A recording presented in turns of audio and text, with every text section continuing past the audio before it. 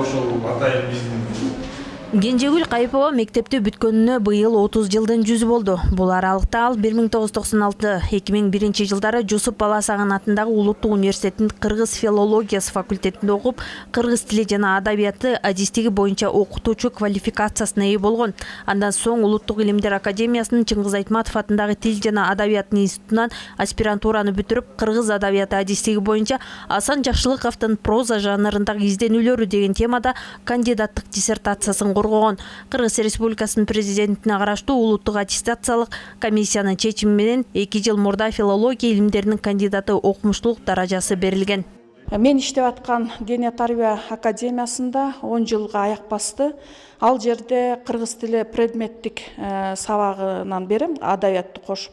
Ал кез ошол бизде китепканада ал предметтик китеп жок экен. Ошого 1,5 жыл иштеп, ушул китепти ошол студенттериме, жалпы окурмандарга 200 басма табак менен жарык көрдү.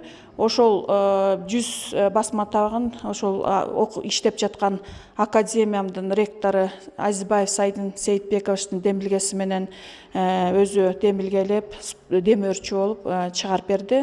Мурда ушул мектептен турмушка аттанып кеткен Кенжегүл Кайыпова окуучулар менен илим алуудагы жетишкендиктери жана ийгиликтери менен бөлүшүп, алардын дагы келечекте илим тармагында ийгиликтерди жаратуусуна жардам берип салым кошорун белгилеп өттү. Ошондой эле мектепте окуп жүргөндө мектеп алдыңкысы болуп, билим уясында мыкты ийгиликтерди жаратып келгенин жакындары айтып өтүштү. Ошо кичинекей кезинде эле ошо илим жагына аябай жөрө эмес, илгерили бар эле, активдүү кыз эле, баардык иш-чараларга катышып, мындай баарыбызга боорукер да болчу. Кенжегүл мектепте окуп жүргөндө эле абдан тырышчаак.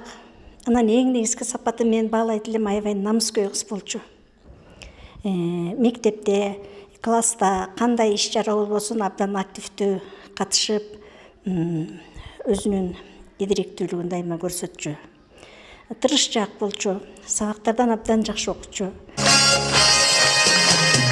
Уядан эмнени көрсөң учканда ошону аласың демекчи, каарманыбыз кичине кезинен эле илим тармагында ийгиликтерди жаратам деген тилеги ишке ашып, бүгүнкү күнү бул айылдан алгачкы жолу илимдин кандидаты чыгып жатканына учкан уясы дагы кубанычта. Суусунан болот окшойт, жеринен болот окшойт деп, жана шаар өктөм деп, бул ат башынын жаратылышындай, ошондой ошол мүнөзү менен аспирантураны аягына чейин бүтүрүп, анан ишти дагы тема бекигенден кийин чымырканып иштеп, аягына чейин жыйынтыктады.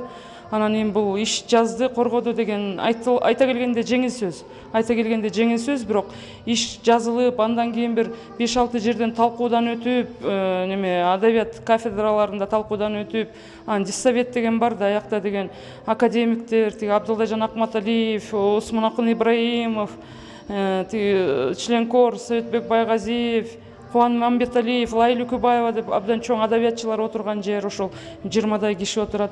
Менин эң биринчи аспирантым, ошол мен дагы өзүм диссоветтин мүчөсү катары эң биринчи отурган кеңешмеде, Кенже дагы ишин коргоду да.